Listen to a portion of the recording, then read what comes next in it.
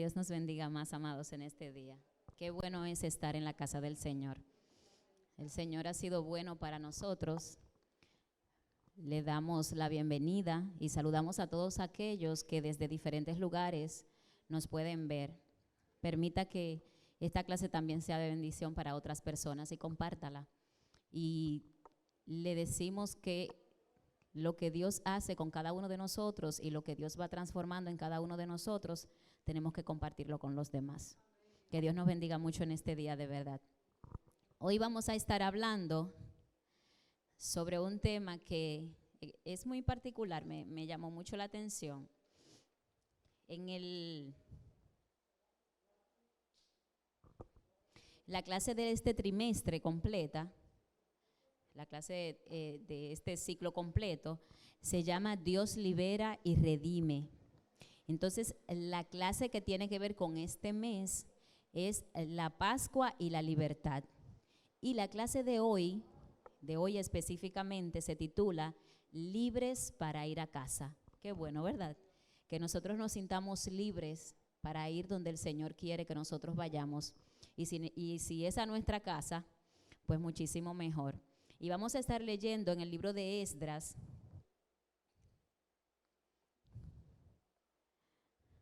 Vamos a leer los capítulos, el 1, los versículos del 1 al 8 y el 11. Entonces luego nos vamos al capítulo 2. Yo les voy avisando. Nos vamos al capítulo 2 y leemos los versículos del 64 al 70. Esdras 1, del 1 al 8.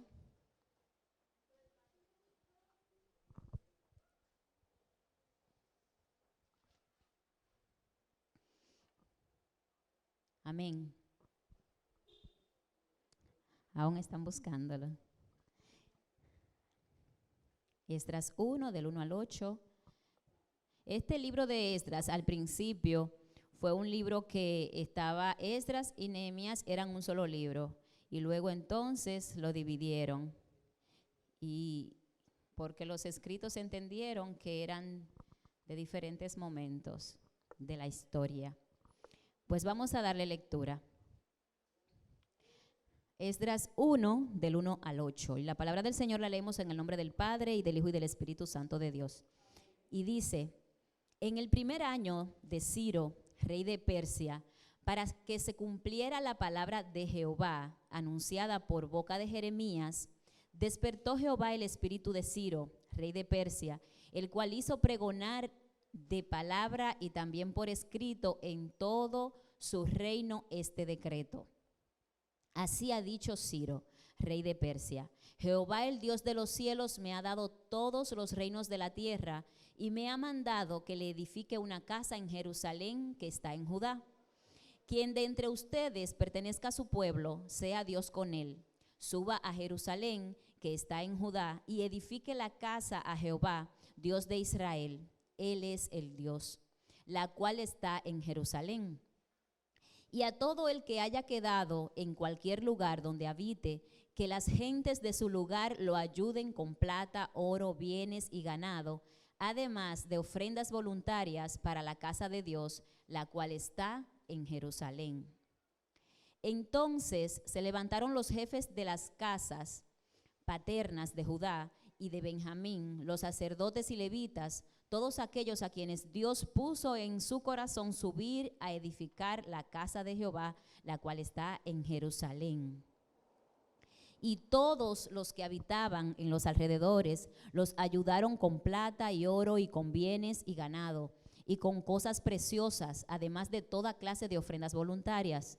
El rey Ciro sacó los utensilios de la casa de Jehová que Nabucodonosor se había llevado de Jerusalén y había depositado en la casa de sus dioses. Los sacó pues Ciro, rey de Persia, por medio del tesorero Mitrídates, el cual los contó y se los entregó a Sesbazar, príncipe de Judá. El 11. Todos los utensilios de oro y de plata en total, los utensilios de oro y de plata eran 5,400. Todo esto lo hizo llevar Sesbazar con los que subían del cautiverio de Babilonia a Jerusalén. Capítulo 2, el versículo 64. Toda la congregación unida como un solo hombre era de 42.360, sin contar sus siervos y siervas, que eran 7.337. Había también 200 cantores y cantoras. Tenían 736 caballos, 245 mulas, asimismo 435 camellos y 6.720 asnos. Algunos de los jefes de casas paternas, cuando vinieron a la casa de Jehová que estaba en Jerusalén, hicieron ofrendas voluntarias para la casa de Dios, para reedificarla en su sitio. Según sus posibilidades, dieron al tesoro de la obra 61,000 dracmas de oro, 5,000 libras de plata y 100 túnicas sacerdotales. Habitaron los sacerdotes, los levitas, los del pueblo, los cantores, los porteros y los sirvientes del templo en sus ciudades. Todo Israel habitó pues en sus ciudades. Amén, amén, aleluya. Amados, cuando nosotros leemos esta historia, como que nos trasladamos a aquel entonces, nos trasladamos a lo que fue aquel momento cuando un pueblo que ya llevaba años siendo cautivo, tenía ya muchos años de cautiverio, en diferentes imperios habían estado cautivos, y llega el momento en que Dios decide que va a liberar a este pueblo. Entonces vemos cómo Dios utilizó al rey Ciro para que fuera él el que dijera que había que edificarle una casa a Jehová. Entonces, en este deseo de Ciro, nosotros podemos evaluar diferentes cosas. Cuando las personas están en el poder, las cosas que hacen, siempre las hacen con miras a tener un beneficio, a tener mayor simpatía política, y de diferentes formas se manejan para que lo que ellos hagan quede como un mérito personal, ¿verdad que sí? Entonces, lo que nosotros tenemos que evaluar en esto es lo siguiente. Ciro tenía intenciones de ser más popular, de tener más fama y todo lo demás. Pero lo que tenemos que analizar realmente es cómo Dios usa a diferentes personas en los diferentes lugares y puestos para que su palabra se cumpla, para que su obra se cumpla. Dice cuando empezamos a leer, para que se cumpliera la palabra dicha por Jeremías. Ciro dijo que todos los que estaban en el cautiverio, los que estaban ahí en su ciudad, fueran a Jerusalén a construir un templo a Jehová.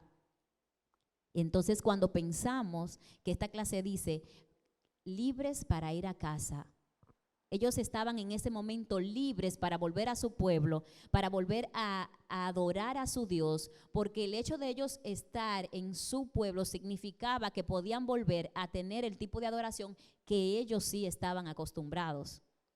Cuando nosotros vemos, si vemos en la historia, cuando el pueblo de Israel estaba en el desierto, Moisés deja a Josué al frente, y en el momento en que ellos estaban ya que se veía la tierra prometida, se pararon en un lugar y leyeron todas las leyes, leyeron todo lo que estaba escrito de cómo debían manejarse, de cuáles cosas debían hacer, y todo el pueblo dijo amén, porque todo el pueblo estaba dispuesto a cumplir lo que la palabra de Dios dijera.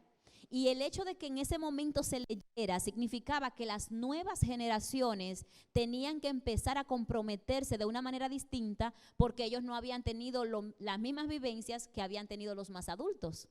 Entonces, ¿qué pasa? Ellos entraron a la tierra prometida, pero ellos no cumplieron a cabalidad lo que decía esa ley. Entonces, por esa razón, se cumplió la palabra de que iban a ser cautivos, de que los iban a llevar a otro lugar cautivos, porque no habían cumplido lo que Dios les había mandado. ¿Qué pasa?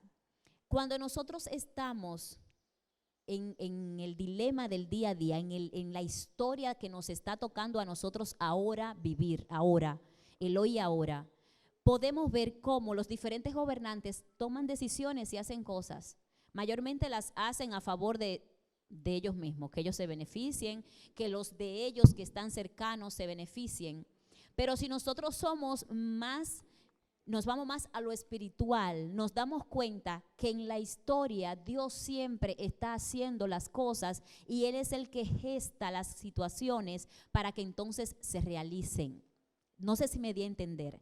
En toda decisión que toma quizá un gobernante, que toma un político, que toman las naciones, en cada decisión, de alguna manera Dios está permitiendo que se den esas situaciones para Dios cumplir el propósito que Él tiene. Entonces nosotros hoy, en la historia que nos ha tocado vivir, tenemos que ver de qué manera mi voluntad, de qué manera mi fe, de qué manera mi actitud aporta a que esa voluntad de Dios, que es la voluntad general, se pueda cumplir. No importando quién sea el que esté quizás arriba tomando decisiones que a veces para nosotros no son tan buenas, pero decisiones que a la larga Dios las permite con algún propósito. Aunque en el momento no nos parezcan, y aunque en el momento sean contrario a lo que yo tengo como lo que yo quiero. Pero miren, amados, en esta historia, el protagonismo de Dios lo tenemos que ver. Ciro dice que Dios le entregó todos los reinos, que le entregó todos los reinos que están cerca de él. Y que Dios le dijo que él tenía que construirle una casa.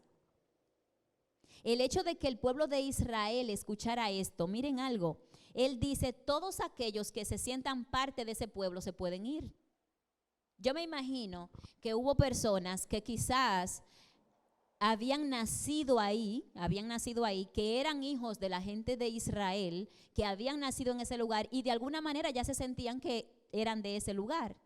Pero en el momento en que escuchan, todo aquel que se sienta ser parte de ese pueblo se puede ir. Yo me imagino que prefirieron irse.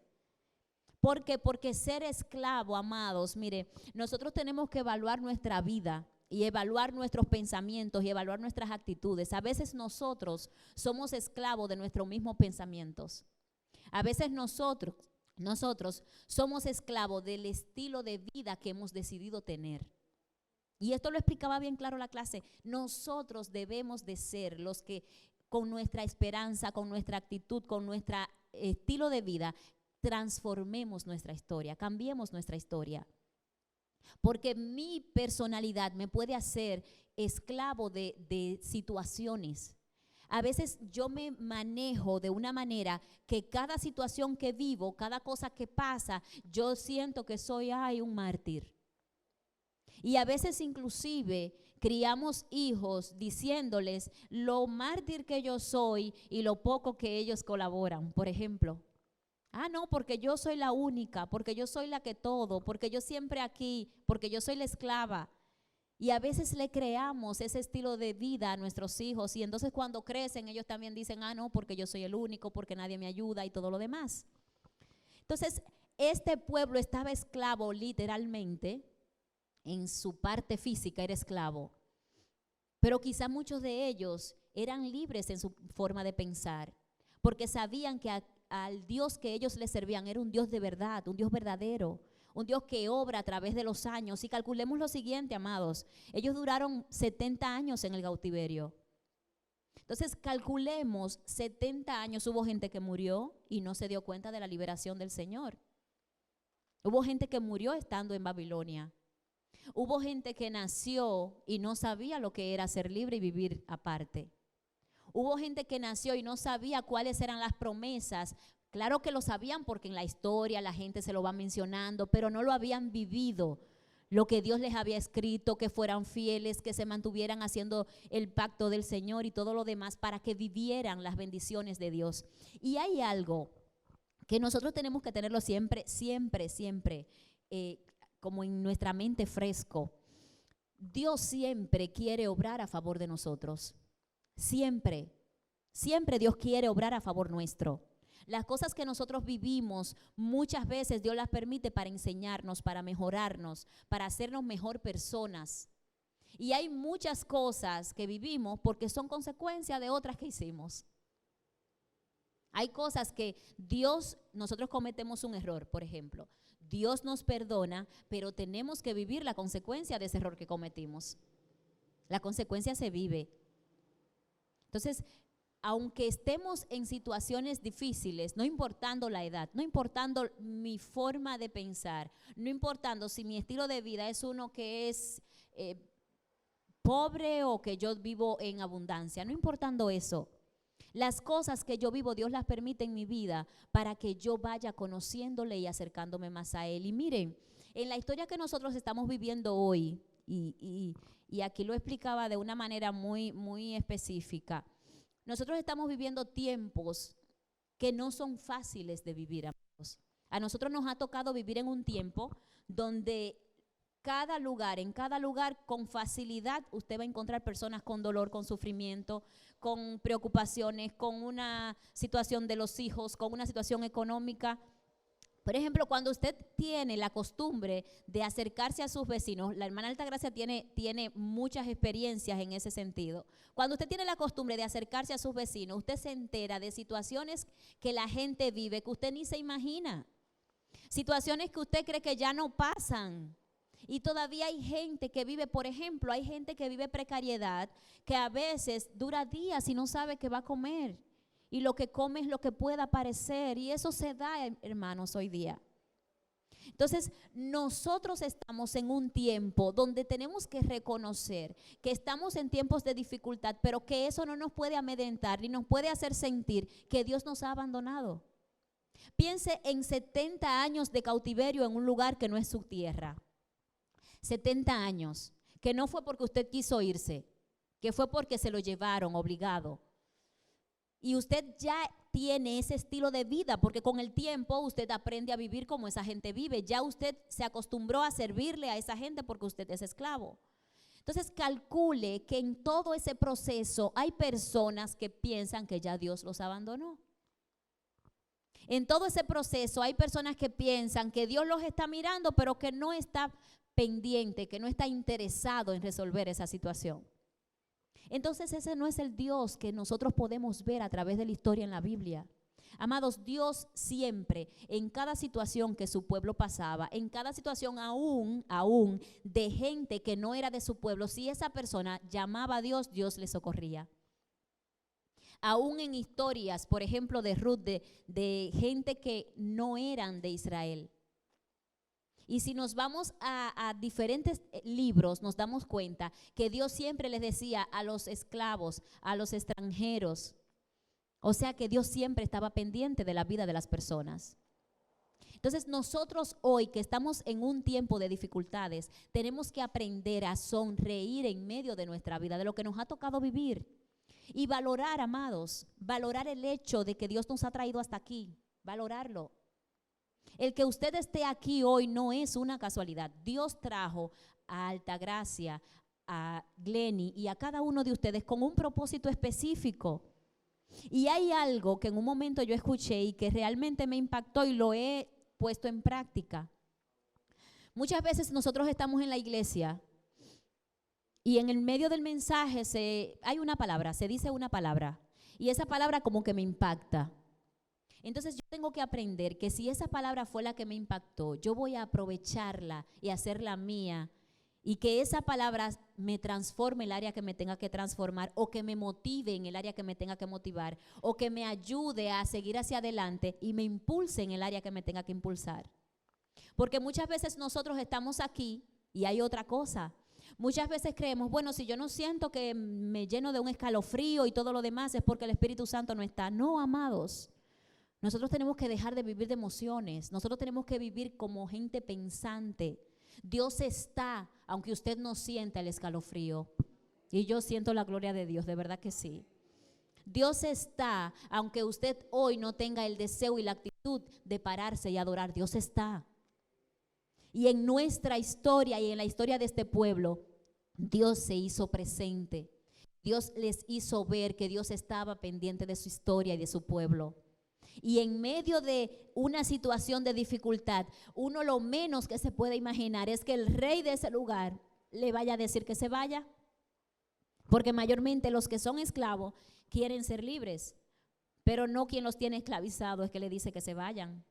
Entonces podemos ver cómo Dios obró de esa forma. Pero tenemos que ver que eso significa, amados, si lo traemos a nosotros hoy, eso significa que aún en los gobernantes de hoy, aún en las personas que tienen poder hoy, Dios obra y Dios cambia pensamientos y Dios transforma ideas. Y Dios hace que las cosas que pasen sean a favor de su pueblo. Pero nosotros tenemos que aprender a ver a Dios en nuestra historia y en nuestro día y en nuestra vida. Aprender a reconocerlo. Que aunque las situaciones sean difíciles, vamos a pensar en dar, vamos a pensar en ayudar. Cada vez que usted habla con una persona que no conoce de Dios, se da cuenta de lo difícil que es vivir sin Dios en esta tierra. Porque cuando usted habla con una persona que no conoce de Dios, le maximiza cada situación y le pone como que todo se está acabando. Y si usted habla con personas que están fuera de este país, mayormente las noticias que se escuchan fuera es que aquí no se puede salir, que si usted está en la calle fácilmente le quitan lo que tiene y le hacen esa historia en su mente. Y los que están allá afuera, eso es lo que van creyendo. Y yo no sé por qué, pero en las noticias creen que solamente noticias son las cosas negativas. ¿Ustedes me entienden? No entiendo por qué.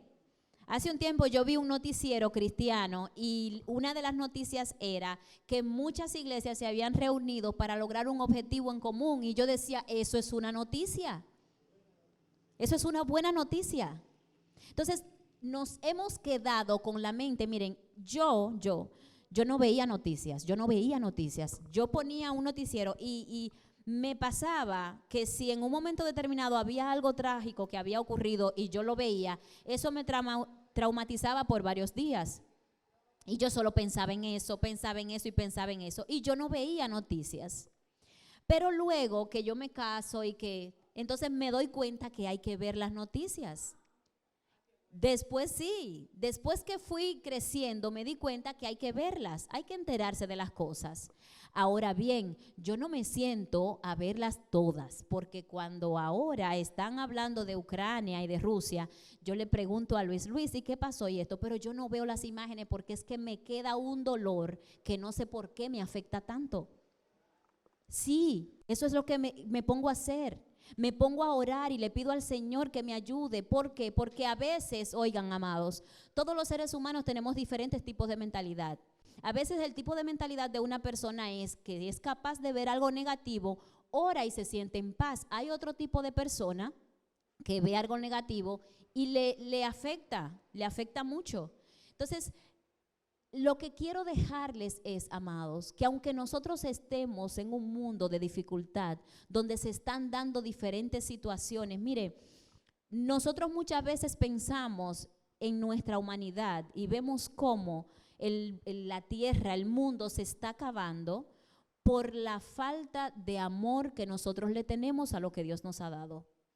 Si el pueblo de Israel, en el momento en que le dicen vuelvan a su tierra y construyan su casa, hubieran dicho, no, pero en realidad nosotros estamos cómodos aquí, ¿ustedes creen que se hubiera dado ese tiempo de esa historia maravillosa donde Dios les permitió volver a ver su casa? No se hubiera dado, pero hubo gente que pensó en positivo. Entonces, lo que nosotros tenemos que entender es que Dios siempre está obrando, pero hay una fe y hay una actitud de cada uno de nosotros que tiene que impulsarse para que ese objetivo de Dios se cumpla. Nosotros tenemos que actuar a favor de lo que Dios quiere que se haga en esta tierra. Y sí van a seguir pasando situaciones. La Biblia dice que los últimos días iban a ser cada vez peores. Pero no significa eso que nosotros nos vamos a echar a un lado a llorar y a sufrir. No, eso significa que nosotros tenemos fuerza para seguir adelantando y seguir avanzando y que se sigan logrando los objetivos de lo que Dios quiere que se haga. Nosotros somos capaces. Cuando Dios te pone a ti enfrente de una situación, es porque tú tienes la capacidad para enfrentarla. Él te la da. Él te la da. Entonces vamos nosotros a creerlo de esa misma forma. Nosotros estamos aquí y ahora porque Dios sabía que ahora teníamos la capacidad de enfrentar lo que viniera. Nosotros nos toca volver a casa, amados, libres para volver a casa, libres para ir a casa. Piense lo siguiente, vamos a pensar en eso en sentido de nuestra casa de aquí. Cuando nosotros estamos trabajando, Sonia, cuando tú estás en el trabajo, tú sueñas con el horario de que llegues a tu casa, ¿verdad que sí? Y no es que Sonia no disfruta su trabajo, Sonia disfruta su trabajo y se entrega por su trabajo, pero a Sonia le encanta llegar a su casa. Yo no sé si a usted le pasa, cuando a usted le toca ir a dormir en otro lugar, usted le está esperando el día de que se cumpla el tiempo para volver para su casa. Asimismo, vamos a anhelar estar aquí en la casa del Señor. Asimismo, vamos a anhelar que las cosas que nosotros hagamos sean agradables para que la casa de Dios siga siendo lo que Dios quiere que sea. En todo lo que yo pueda aportar, aportemos. En todo lo que yo pueda hacer, hágalo. Porque un granito de arena es uno solo, completa toda la orilla de todo un mar. Y si usted minimiza uno solo, entonces va a ir minimizando cada uno y no va a haber playa, ¿verdad que sí, hermana Altagracia? Entonces, un granito de arena aporta y una sola actitud suya de amor, de paz, de sonrisa, de ser agradecido, una actitud de servicio, que si me toca barrer yo lo haga, que si tengo que secar algo yo lo seque, que si me toca simplemente dar un abrazo yo lo dé. Amados, nosotros estamos aquí con propósito perfecto. No es casualidad que Lucrecia esté aquí hoy, no es casualidad. Dios lo hace sabiendo que ahí ella estaría hoy. Si tienes que dar un abrazo, dalo. Si tienes que decirle a alguien te perdono, perdona o perdóname o te amo. Nosotros hoy formamos parte de una historia que Dios ha venido transformándola y nos ha traído hasta aquí con un propósito ideal perfecto que se va a seguir logrando. Si usted aporta, va a seguirse logrando, y si usted no aporta, se va a seguir logrando, pero es mejor que usted se aparte. Es mejor que usted se aparte. Estamos libres para ir a casa. Estamos libres para estar aquí. Somos libres en un lugar donde podemos adorar a Dios sin que nadie nos lo prohíba. Vamos a adorarle, vamos a darle lo primero. Vamos a entender que la historia hoy como está, en la parte que a usted le tocó, en esa parte usted la pueda transformar. Esa es la parte suya. Si es su casa, transforme su casa. Si es su vecindario, transfórmelo. Si es su iglesia, transfórmela. Pero hagamos lo que nos toca y seamos gente que donde quiera que lleguemos puedan ver a Cristo a través de nosotros. Que Dios nos bendiga más, amados, y que Dios nos guarde en este día. Dios les bendiga más.